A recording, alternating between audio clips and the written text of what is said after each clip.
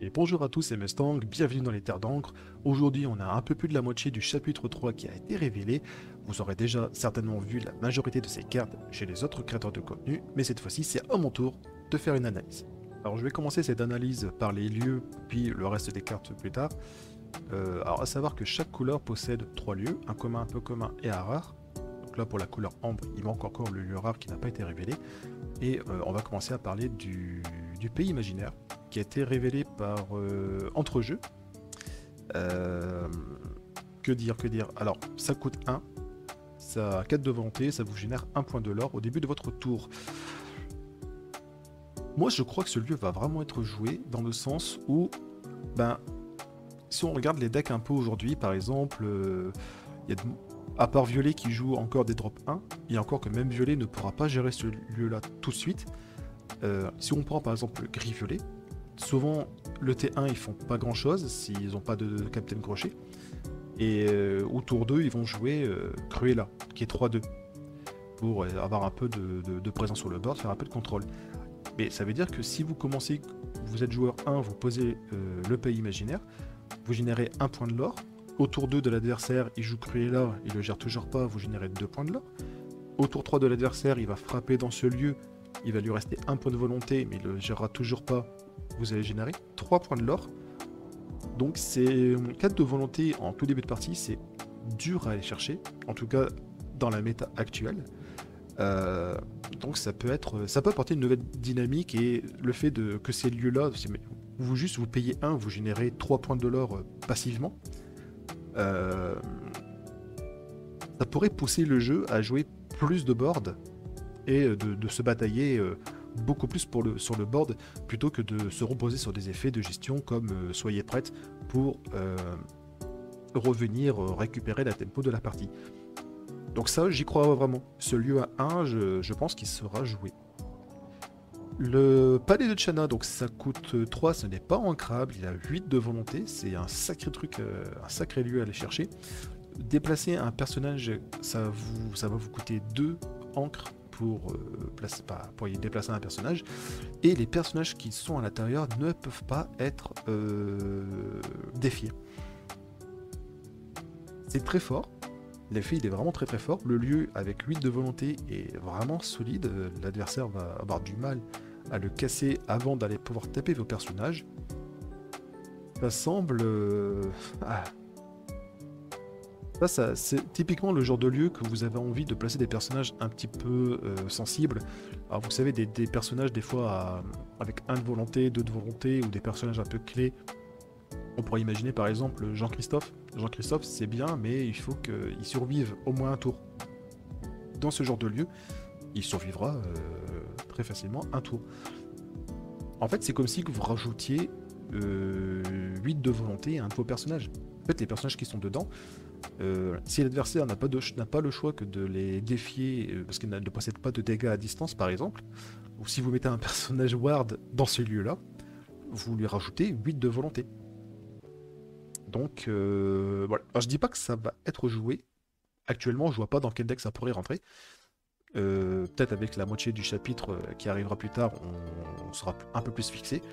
Mais moi, je lis cette carte-là comme ça. Pour moi, ça donne plus 8 de volonté à un personnage qui est à l'intérieur. Surtout s'il possède Ward. Donc Ward, c'est hors d'atteinte en français. Donc à voir. On passe maintenant au lieu violet. Alors, il va y avoir 2 types de lieux communs. Il y a les lieux à 1 et les lieux à 2. Les lieux à 2, donc ils ont tous les mêmes stats. Les lieux à 1 sont à 4 de volonté, les lieux qui coûtent 2 sont à 6 de volonté, ils sont tous ancrables et vous génèrent 1 point de l'or au début de votre tour. Ça, j'ai plus de mal. Je pense que les lieux à 2 ne seront pas joués, parce qu'à 2, vous avez envie de commencer à déjà déployer votre plan de jeu, que ce soit des objets, jouer des personnages peut-être qui vont vous servir de base d'alter. Donc ouais, j'ai un peu de mal à me dire que les lieux à 2 seront joués. Donc lui, je vais le zapper, j'ai pas grand chose à dire. Le lieu à 1 est fort, le lieu à 2 peut-être beaucoup moins. Alors la tour du sorcier. La tour de sorcier, ça coûte 3, ça a 7 de volonté, c'est un peu plus difficile à aller chercher. Placer un personnage à l'intérieur, ça vous consomme 2 sources, 2 encres. Et les personnages nommés balais magiques peuvent aller dans ce lieu gratuitement. Et les personnages qui sont dedans gagnent 1 point de l'or. Alors ça, c'est bon. Vous avez compris que c'est pour le deck balai magique, on verra un peu plus tard, mais il y a des nouveaux balais. Il y a eu les balais du set 1, les balais du set 2, là il y a encore des nouveaux balais. Est-ce qu'on aura un deck balai viable? Peut-être pas. Est-ce qu'on aura un deck balai jouable? Oui. Je pense que le deck balai sera complètement jouable. Cette carte-là va mettre une pression de zinzin. Parce que quand vous allez commencer à jouer beaucoup de balais, vous allez pouvoir encaisser beaucoup de points de l'or, sachant que les balais ne leur pas tous à 1, il y en a qui leur à 2 déjà. Pour rappel aussi, si vous avez Mickey, les balais vous coûtent 1 de moins à jouer. Donc, ouais, ça commence à ressembler à quelque chose. Peut-être au 7-4, on aura le reste. Je pense qu'il va manquer peut-être encore un petit quelque chose pour que le deck soit vraiment fonctionnel. Mais on verra avec le restant du chapitre, et puis on verra au chapitre 4. En attendant, ça part dans une très très bonne direction. Et très curieux. Donc, je pense qu'aujourd'hui, le deck est jouable. Mais il devrait pas être si fort que ça encore. Mais à surveiller. Ensuite, nous avons les lieux verts. Cette fois-ci, c'est le lieu pas commun qui nous manque. Donc le manoir d'enfer, c'est comme le pays imaginaire, ça sera joué parce que c'est 1-4. Enfin, ça coûte 1, c'est ancrable, ça a 4 de volonté, ça vous génère du lore. Donc, je pense que ça sera joué. Fang. Alors Fang, lui, c'est vraiment un sacré truc. Ça génère 2 points de l'or passivement, ça coûte 4, c'est un petit peu cher, 6 de volonté. Alors 6 de volonté pour 4, c'est vraiment cher quand on compare que vous avez le lieu à 2. Ou alors vous avez la tour des sorciers qui a 7 de volonté pour 3. Là, vous avez moins de volonté pour 4. Ceci dit, lorsque vous avez un personnage à l'intérieur, donc ça va vous coûter 2. Et quand vous avez un personnage à l'intérieur, le personnage gagne hors d'atteinte. Et, je veux dire, évasive, c'est insaisissable. Donc, ouais, vous donnez insaisissable et hors d'atteinte au personnage à l'intérieur. C'est très très fort. Ceci dit, je suis pas sûr qu'on verra ce lieu jouer. En tout cas, si on joue ce lieu, et on le verra un peu plus tard dans les cartes rouges, c'est qu'on arrive à tricher le coup en encre du lieu. Parce que payer 4 pour ça, sachant que tour 5, vous savez ce qui se passe, c'est que vous allez vous prendre des Maui. Maui a de très très beaux jours devant lui, surtout dans ce chapitre 3 si les lieux sont joués. Donc, ouais, c'est compliqué. C'est compliqué, surtout que même au tour 4 de l'adversaire, il peut y avoir des personnages avec offensif plus 2. Il y a des crabes qui peuvent être rejoués, donner offensif plus 3 peut-être, sur des personnages à 3 de force de base au tour 3 ou au tour 4. C'est... voilà. Ou même juste en violet, hein, il va taper dedans, il va jouer Madame Grenard avec 4 de volonté. Votre lieu passera pas un tour et vous aurez juste passé un tour à rien faire. Donc, jouer tel quel, non. Jouer avec une possibilité de tricher son coup en encre, oui. On passe ensuite, alors il n'y a qu'un seul lieu rouge qui a été dévoilé pour l'instant, c'est Agrabah. Agrabah, c'est très difficile à juger parce que là, on n'a que 5 de volonté pour un coup en encre de 3. Placer un personnage à l'intérieur, ça vous coûte 1. Bon, le lieu n'a pas d'effet quand vous placez des personnages à l'intérieur, mais peut-être que vous aurez des personnages qui auront des effets quand ils iront dans un lieu. Par contre, ça vous génère 2 points de l'or au début de votre tour. Alors, rouge n'a pas de bonne carte pour générer des points de l'or en début de partie. Il n'en possède pas, ou enfin, s'il en possède, c'est des cartes qui sont relativement injouables. Enfin, il y a juste la mini peut-être plongeuse qui génère des points de l'or, mais il faut jouer des points d'action, enfin, il faut jouer des 2 cartes d'action, enfin, c'est assez compliqué. Donc, ouais, rouge n'a pas des cartes très agressives, n'a pas de cartes très agressives. Ça, c'en est une, mais ce n'est pas un personnage. C'est très difficile à juger. Dans la méta actuelle, je pense que ça serait joué juste avant le tour 7 de l'adversaire. Donc, si vous affrontez un violet rouge, vous sortez ça au tour 6, votre adversaire il aura 2 choix. Soit il va devoir vraiment le gérer parce que sinon il fait soyez prête, il vous reste Agrabah sur le board, il vous donne 2 points de l'or. Soit il le gère, mais il ne fait pas soyez prête. Et donc vous, ça vous permet de continuer à avancer dans votre plan de jeu. C'est-à-dire que vous allez pouvoir peut-être faire de la value encore une fois avec les personnages que vous avez sur le board avant qu'il fasse soyez prête, ou alors peut-être que vous avez un board suffisamment menaçant pour qu'il le fasse et décide de vous laisser ce lieu. Donc C'est très dur de juger Agrabah parce que ça coûte à la fois cher, mais à la fois c'est un petit peu fort quand même. Et ça, voilà, encore une fois, qu'en rouge, il n'y a pas de personnage qui coûte. Enfin, vous ne gagnez pas du lore très facilement juste en rouge. Pourquoi pas? Mais là-dessus, je suis vraiment pas certain de Agrabah. Sachant que je parle de Soyez prête, mais selon moi, Soyez prête risque de pas mal disparaître au chapitre 3. Ensuite, on a la Maison de Belle. La Maison de Belle, c'est un lieu qui coûte 1, 6 de volonté, c'est beaucoup. Ça vous coûte 2 pour placer un personnage à l'intérieur. Et si vous avez un personnage à l'intérieur de ce lieu, tous vos objets coûtent 1 de moins à jouer. C'est très très fort. L'effet, il est vraiment très très fort. Alors évidemment, c'est essentiellement pour le deck objet avec Ariel qui va vous permettre de très souvent gagner en un tour. Ça aussi c'est très difficile à juger parce que bon, le deck Ariel ça a été un peu, je vais pas dire une blague depuis le chapitre 1, mais depuis le chapitre 20 il y en a beaucoup qui essaient de le faire tourner et ça ne marche pas. Parce que le problème d'avoir beaucoup d'objets c'est que les objets ça vous aide pas à gagner. Donc vous devez gagner en un tour, c'est ce qu'on appelle donc les decks combo. Et donc actuellement, même si vous avez la possibilité, peut-être grâce à ce lieu, de jouer beaucoup d'objets en un seul tour, surtout si vous avez Maurice sur le board, vous allez piocher constamment des objets. Si vous avez que des objets à 1, vous les jouez grâce à Maurice, vous allez piocher énormément de cartes, et grâce à Ariel, vous allez gagner la partie. Seulement, c'est que, encore une fois, vous allez avoir beaucoup d'objets dans votre deck, et ces objets ne font rien. Ces objets ne vont pas gérer le board en face. Votre adversaire va être complètement libre de faire ce qu'il veut, et vous, pendant ce temps-là, vous êtes avec vos objets, vous ne faites rien. Donc, je pense que la carte est très très forte, mais comme pour le deck avec les balais, on n'a pas encore tout ce qu'il faut pour que ce deck puisse voir le jour de manière compétitive. Et on arrive déjà sur les cartes grises, donc là il nous manque la carte peu commune. Nottingham, même chose que la carte en violet, ça ne sera pas joué à mon avis. Et enfin, le Maui's Place of Exile, ça a 5 de volonté, ça coûte 2, c'est ancrable. Vous payez 1 pour placer un personnage à l'intérieur, et les personnages à l'intérieur gagnent résistance plus 1. Je pense que ça ne sera pas joué, malheureusement. Résistance plus 1, c'est assez compliqué, hein. On va voir plus tard, il y a beaucoup de moyens de faire 1 point de dégâts, beaucoup de fois 1 point de dégâts. Donc la carte pourrait être intéressante, mais on verra aussi en violet des cartes qui vont complètement détruire cette stratégie-là en tout cas. Je pense que ça ne sera pas joué. On va commencer maintenant le reveal l'analyse des reveals des personnages. On va faire le ambre, on va faire améthyste dans la même partie, puisque aujourd'hui il n'y a pas encore tant de cartes améthyste et ambre de sortie. On commence donc avec la reine de cœur qui est 3-3 pour 3, ancrable par l'aventure pour 1, méchante et reine. Lorsque ce personnage part à l'aventure, vos autres personnages méchants gagnent plus 1 $ pour ce tour.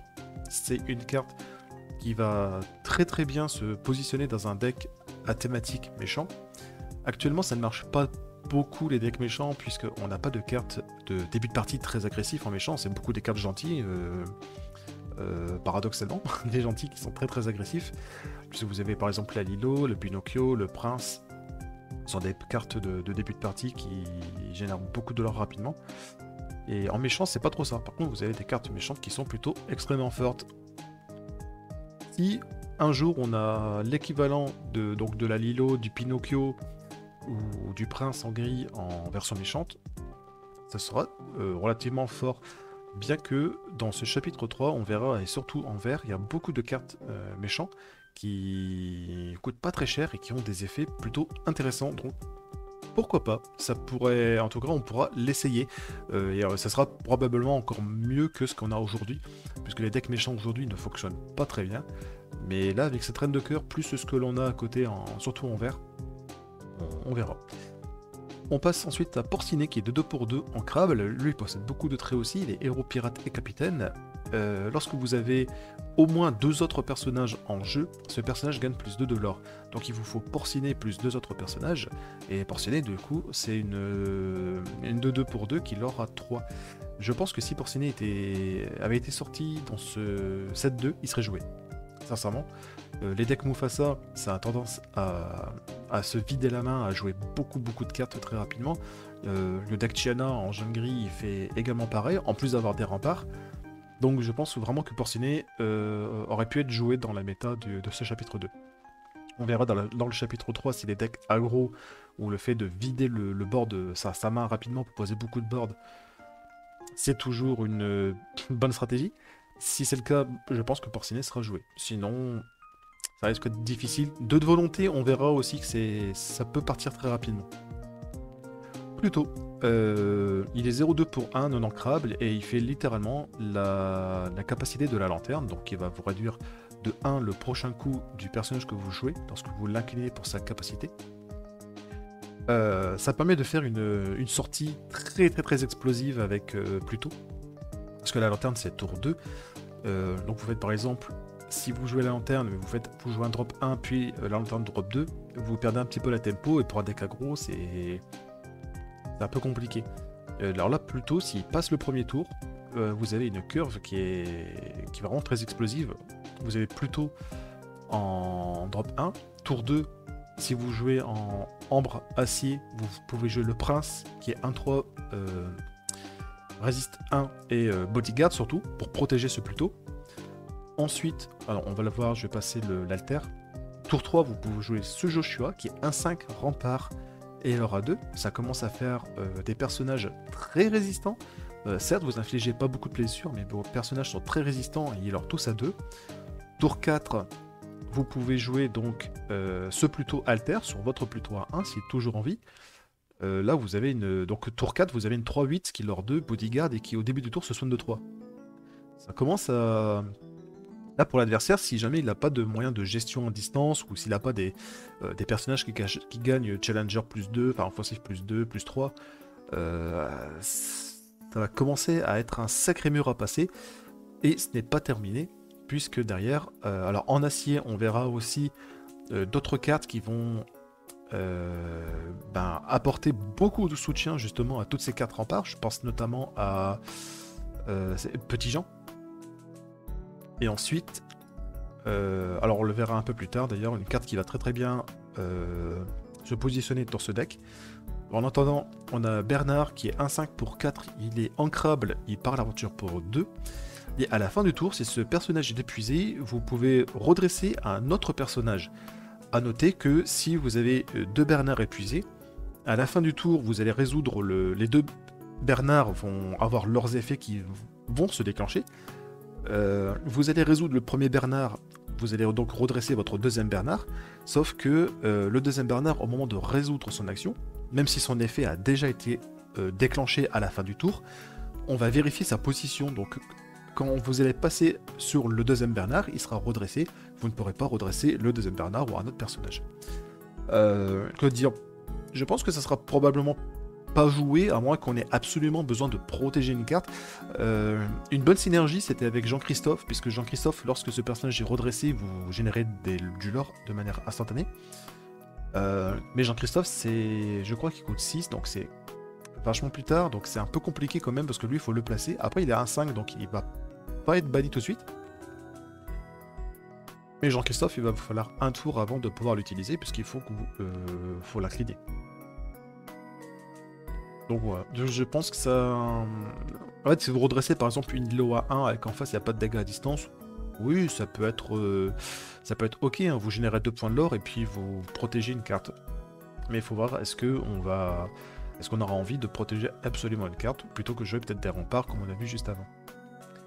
On passe ensuite sur Miss Bianca qui est 2-2 pour 2 ancrable avec un... Alors c'est pas le nom de personnage, mais c'est avec son type qui est beaucoup trop long. Allez, Méloman 4. C'est littéralement Sébastien.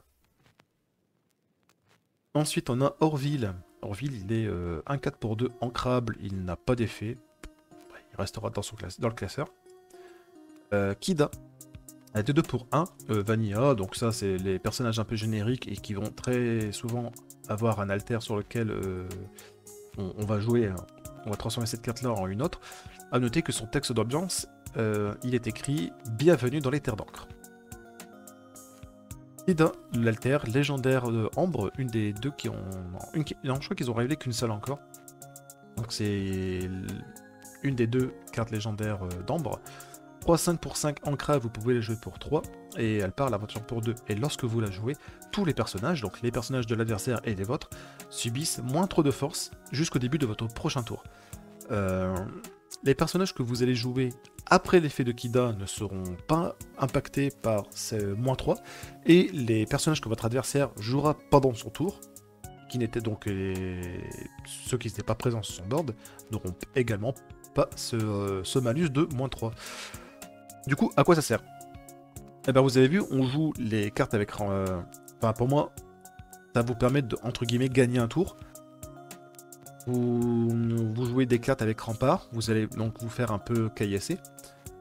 Vous jouez Kida, tous les personnages ont moins 3 de force, et vos personnages, avec la volonté qu'ils ont, ça va être très compliqué pour l'adversaire de les passer. En fait, vous allez jouer Kida, et l'adversaire, il va, au mieux, il va faire quoi? Il va jouer un Maui peut-être, une charge, il va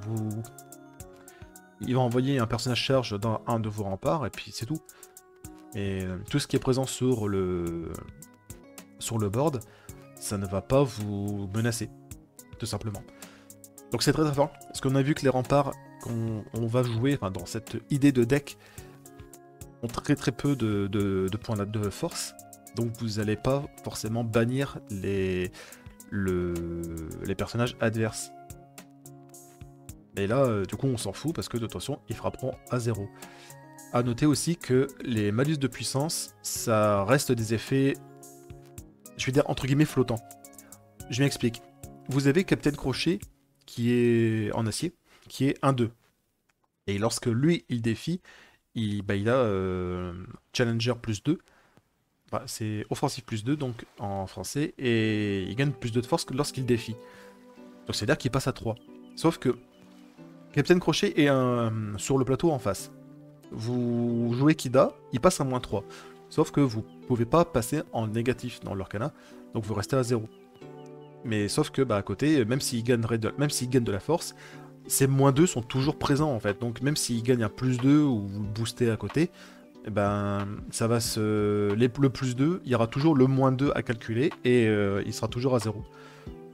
Donc ouais. Ça veut dire que une carte qui aurait 0 de force, il lui faudrait minimum 4 de force pour avoir un point de force. Autrement, actuellement, je vois pas dans quelle stratégie on pourrait jouer cette carte-là, si ce n'est que de vouloir temporiser un tour. Le cœur de l'Atlantis, c'est littéralement une double lanterne, ça coûte 2 fois plus cher et l'effet il est également doublé, vous payez 2 de moins le prochain personnage que vous jouez ce tour. Autant la lanterne, je trouve que c'est tout de même une très très bonne carte qui s'ancre dans les stratégies agressives, tout comme Prof d'ailleurs. Mais là on a une lanterne qui est réduite de 2 le prochain personnage que vous jouez. Dans les decks un peu mid-late game qu'on pourrait éventuellement jouer en jaune, vous pouvez pas juste jouer la lanterne, parce que la lanterne, ça vous accélère pas assez votre mid-game ou votre late-game, ça permet par contre d'être assez explosif. Là par contre, le cœur de l'Atlantis, vous payez 4, le prochain tour, vous pouvez jouer un personnage à 7. Donc vous rentrez directement dans votre late-game. Je pense que ça peut être très efficace si on arrive à construire un deck contrôle late-game avec une base de jaune. Ensuite, on a guéri les blessures. Chanson à 3 en crabe, vous choisissez un personnage, vous retirez jusqu'à 3 jetons dommage, puis vous piochez une carte. Bon, pourquoi pas, en tout cas ça se chante, c'est le bienvenu. Si on joue le deck rempart, vous avez énormément de cibles à soigner, puisque vous avez juste des gros sacs de PV, et l'adversaire il va devoir quand même les passer en tapant dedans. Pourquoi pas, ça se remplace, vous soignez un personnage, vous piochez une carte, c'est ok. Est-ce que ça verra le jeu, est-ce que ça verra du jeu? Je sais pas. Peut-être. Peut-être parce que ça a au moins la décence de piocher et de se remplacer. Vincent Rainwater, le objet qui coûte 2 en crabe, vous le bannissez, vous retirez 2 jetons blessure à tous vos personnages. Je veux dire, si je dois faire un effet comme ça qui doit soigner tous mes personnages, je pense que je préférerais quand même jouer Hakuna Matata, qui peut se chanter et dont le soin est plus efficace. Donc je pense que cet objet on le verra pas. Peut-être dans un deck bleu-jaune soin, parce que comme l'objet se bannit, on verra dans la vidéo des reveals bleus le fait clochette qui permet d'ancrer les objets que vous bannissez. Bon, peut-être, mais j'y crois pas beaucoup. Le boss order, alors c'est littéralement travail d'équipe en bleu, donc l'action 1 qui donne support à un de vos personnages. Le fait que ce soit en jaune, je trouve ça plus impactant. Ça reste toujours pas une bonne carte, mais c'est... En tout cas, son utilisation, on pourra faire une meilleure utilisation en jaune plus quelque chose, que en bleu plus une autre couleur. Tout simplement parce qu'en jaune, les cartes, elles ont relativement peu d'attaque, donc ça peut être quand même assez bienvenu d'avoir cette carte-ci. Maintenant, voilà, on la verra pas, je pense. Si ça avait été, vous choisissez un personnage, il gagne support ce tour et piochez une carte, là, je pense qu'elle aurait vu du jeu. Mais là, en l'état, non. On va passer sur un deck thématique de ce chapitre 3 qui va être les saints dalmatiens. On commence par un Pongo qui est 3-2 pour 3 ancrable par l'aventure pour 1. Et une fois par tour, vous pouvez payer 2 encres pour révéler la prochaine carte de votre deck. Si c'est une carte de personnage, vous la placez dans votre main. Sinon, vous la placez en dessous de votre deck. L'effet, il est pas déconnant, puisque si vous jouez un deck Mufasa par exemple, vous avez un deck full personnage. Donc pour 2, vous piochez systématiquement tant que Pongo reste en vie. En fait voilà, c'est pas incroyable, parce qu'avec cette 2 de volonté, il va rarement rester en vie. C'est pas incroyable, c'est pas nul, c'est une carte qui est ok. Voilà, qui est juste ok. Patch, la petite erreur. Vous épuisez ce personnage, choisissez un personnage qui reçoit moins 2 de force jusqu'au début de votre prochain tour. Ouah, c'est nul quoi. Pour 4, vous avez une 3-4 ancrable. Donc c'est un peu sous-staté. Et en plus de ça, l'effet, vous partez même pas à l'aventure pour déclencher son effet, vous devez l'incliner. Donc c'est pas ouf, et surtout pour juste donner moins 2 de force à une cible, c'est pas terrible. Bon, après l'effet dure jusqu'à votre prochain tour. Bon.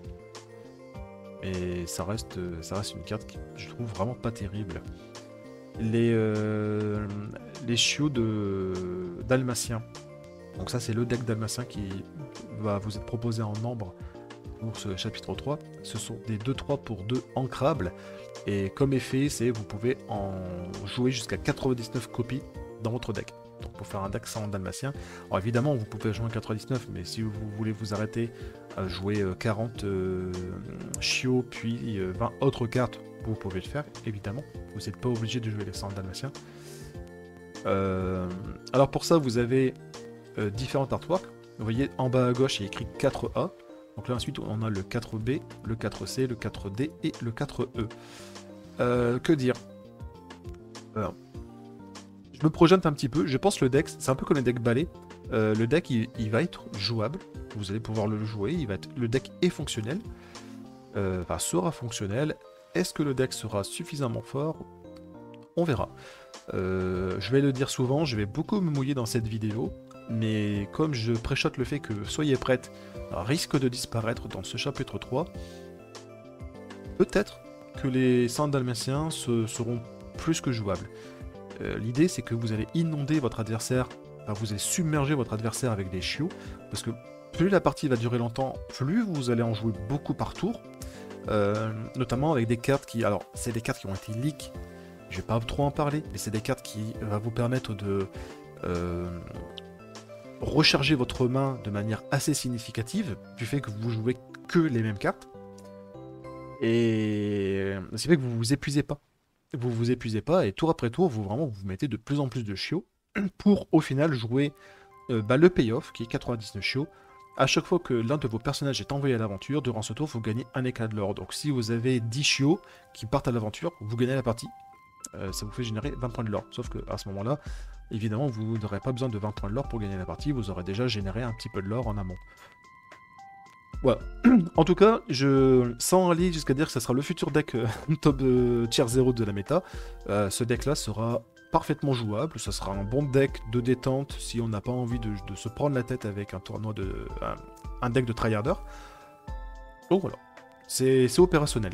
Pas quoi, enfin les balais, on va pouvoir jouer les balais. On verra, il y a des nouveaux balais là en améthyste.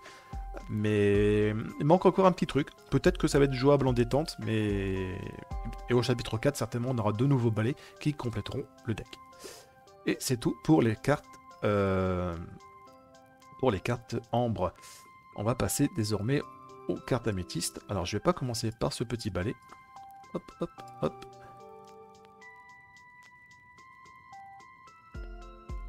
Voilà. Comme ça, on a bien rien préparé. Ça rallonge la vidéo. C'est pas grave, je couperai ça. Alors, on va commencer par le Firebird. Le Firebird, écoute, décide de... Donc, tu as très peu de chances de passer un tour. Et puis, de toute façon, tu vas juste prendre un trade et te bannir. T'as même pas la décence de remonter en main comme Hey. Et je sais même pas de quel Disney tu viens. Donc, toi, tu vas juste te terrer dans le classeur. Yago. 3-2 pour 3 en crabe, il y a évasive. C'est une carte, voilà, c'est 3-2 pour 3, c'est un peu cher pour, pas pour ces stats là, mais il a une capacité d'évasion, donc c'est tout à fait ok. Est-ce qu'on le jouera dans les decks, on va dire, anti-évasive? Peut-être, mais je pense qu'il y a mieux que Yago, on verra qu'il y a mieux que Yago à jouer dans une optique anti-évasive. Est-ce qu'on le jouera dans un deck évasif aggro? Non. Donc Yago, tu iras rejoindre ton pote le Firebird dans le classeur. Hydros, il est 2-2 pour 3, ancrable et par l'aventure pour 2. C'est ok comme stat. Et en plus, il a un effet, vous l'épuisez, vous épuisez un personnage. Pas un personnage adverse, un personnage. Dans l'idée, ça peut être ok, puisque en plus, dans le deck violet-gris Tiana aggro, le truc, c'est qu'en fait, il faut épuiser Tiana pour que son effet fonctionne. Ça peut être une solution. À voir. Si cette carte elle est jouée, alors c'est un titan, il va y avoir possiblement des synergies titans dans ce chapitre 3. Mais à voir. Peut-être qu'il trouvera une place, vraiment une place niche dans un deck. Typiquement, peut-être un violet gris agressif. Mais autrement, on le verra, on risque de ne pas le voir jouer. Le balai magique, donc 4-4 charge pour 5 non ancrables, carte qui a été révélée par Ketal, par l'aventure pour 2. Et lorsque vous jouez ce personnage, vous pouvez remélanger toutes les cartes balai de votre fosse dans votre pioche. Cette carte, je la trouve, pour une commune, je la trouve dégénérée. Parce que sans oublier que si vous avez Mickey sur votre board, vous avez une 4-4 qui charge pour 4. Donc c'est très fort. Vous pouvez le mettre dans le lieu gratuitement. Ça veut dire que déjà, avec quête de volonté, c'est un peu chiant à aller chercher. Mais si vous le mettez dans le lieu, il va vous donner 3 points de l'or dès que vous allez pouvoir partir à l'aventure avec. Et dans le pire des cas, si vous avez un Mickey, vous le jouez pour 4. Vous sacrifiez votre balai dans un personnage adverse. Les deux cartes se bannent. Et enfin, les deux personnages sont bannis. Mais vous récupérez votre balai charge en main. C'est une commune et la carte, je la trouve dégénérée, vraiment. Elle est trop forte pour une commune. Donc, ça donne... Enfin, quand on voit ce genre de carte, on se dit, ok, il va vraiment y avoir des balais très sérieux qui vont arriver. Parce que pour le moment, on n'a pas de balai légendaire. On n'a pas de balai super rare, je crois même. Quoi. On n'a pas de balai rare. Non, je crois qu'on n'a pas de balai rare non plus. Donc quand ces balais-là vont arriver, on peut... quand on voit déjà la puissance d'un balai commun, je peux supposer quand même qu'il y aura des balais qui vont être vachement vénères. Notamment des fameux balais qui vont gagner 1 point de l'or par balai présent sur votre plateau de jeu. Je pense que ça arrivera. On passe ensuite au balai magique dépoussiérant danseur, nettoyage énergique. Lorsque vous jouez ce personnage, si vous avez un personnage sorcier en jeu, donc il n'y a pas que Mickey, il y a beaucoup de personnages qui sont sorciers, mine de rien, par exemple vous avez déjà Jafar en violet. Épuiser un personnage adverse, le personnage choisi ne peut pas se redresser au début de son prochain tour. Ça j'y crois un petit peu moins, ça coûte un petit peu cher, au mieux ça va coûter 4, alors bien sûr ça peut coûter 5 pardon, Ça peut vous coûter 4 si vous avez plusieurs Mickey, mais ça devient compliqué de cumuler les Mickey sur un board. Euh, c'est vraiment limite. Pour 5, si vous avez vraiment besoin de gérer un personnage qui, voilà, il va pas se redresser, vous savez que ça sera pas forcément une menace pour le prochain tour. Ouais. Maintenant, typiquement, c'est pas le balai que je jouerai en x4 dans mon deck. Même si ça serait bienvenu de le jouer en x4 pour faire un deck balai actuellement. J'ai quand même pas envie de le jouer en x4, mais ça peut être une bonne carte. Au bon moment, ça peut être une bonne carte. Mais celle-ci coûte un petit peu cher. Vous voyez, lui, il est peu commun, il coûte super cher. Il y a un effet quand même qui est pas dégueulasse. Alors lui, il coûte moins cher et il est 4-4 charges, je trouve, et il or 2, c'est vraiment fou. Enfin, on passe à Diablo. Alors Diablo, c'est le familier de Maléfique, donc. À chaque fois que vous jouez un personnage nommé Maléfique, vous pouvez regarder la carte du dessus de votre deck, placer la carte soit sur le dessus, soit sur le dessous de votre deck. Il est de 1 pour 1 ancrable. Ce qui va être fort avec Diablo, dans un premier temps, c'est qu'il vous faut déjà un package de maléfiques intéressant à jouer. Si les maléfiques sont nuls, vous n'allez pas en jouer Diablo pour... Enfin, vous n'allez pas jouer des cartes nulles pour faire fonctionner une carte OK. Mais ce qui est intéressant, c'est que lui ne doit pas partir à l'aventure, c'est pas une capacité à activer, vous n'avez pas besoin de faire quoi que ce soit pour activer son effet, c'est passif. Donc il vous coûte 1, et vous allez pouvoir commencer à taper les lieux en face, faire des actions, et à côté, bah, vous jouez vos maléfiques et vous bénéficiez quand même de son effet. Donc là-dessus, grâce à ça, je pense que c'est une bonne carte, Diablo, mais il faut des maléfiques derrière pour rentabiliser son effet. En parlant de Maléfique, la légendaire Améthyste qui a été révélée, Maléfique ancrable pour 5, elle est 2-3. À chaque fois que ce personnage est envoyé à l'aventure, vous pouvez piocher une carte. Vous générez 2 points de l'or avec ce personnage. Chaque fois que vous piochez une carte durant votre tour, vous pouvez choisir un personnage et déplacer un de ses jetons de dommage sur un personnage adverse de votre choix. Qu'est-ce que ça veut dire? Ça veut dire vous avez par exemple des jetons de dommage sur vos personnages ou des jetons de dommage sur les personnages adverses. Vous allez pouvoir prendre un marqueur parmi tous les personnages et le déplacer sur un personnage adverse. Alors, vous faites du déplacement de blessure, c'est-à-dire les personnages qui ont résiste, ça ne fonctionne pas, ça passe au travers de résiste. Les personnages qui ont des effets qui se déclenchent lorsque des personnages subissent des blessures, par exemple la bête légendaire en vert ou la bête en gris qui subit des blessures à la place des autres, ça ne fonctionne pas, parce que les dégâts ne sont pas subis, ils sont déplacés. A noter aussi que le déplacement de blessure, quand vous retirez les marqueurs de blessure d'un personnage pour les mettre à un autre personnage, c'est considéré comme du soin dans l'Arcana. Donc les effets qui rentrent en synergie lorsque les personnages sont soignés fonctionnent, notamment la réponse alter. Donc si vous avez le moyen de piocher une carte ou de soigner, ou non pas d'infliger, si vous avez le moyen de piocher une carte ou de soigner sur le même tour où vous jouez Maléfique, donc vous avez réponse alter sur le board, vous jouez Maléfique, vous avez la possibilité de piocher, mes amis d'au-delà, de créer du soin avec les chansons, par exemple, qu'on a vu. Vous jouez la chanson qu'on a vue tout à l'heure, qui soigne et qui pioche. Vous pouvez enclencher 2 fois l'effet de Maléfique. Et tant que vous avez des blessures de votre côté à déplacer, donc vous les déplacez forcément en face, vous devez les faire sur un personnage adverse, bah vous piochez autant. Vous soignez, donc du coup, grâce à réponse, vous piochez une carte, vous déplacez un marqueur de blessure, donc du coup, ça refait du soin, vous repiochez une carte, vous redéplacez un marqueur, ça refait du soin, vous repiochez, vous déplacez un marqueur. Vous pouvez faire ça tant que vous avez des marqueurs blessures chez vous.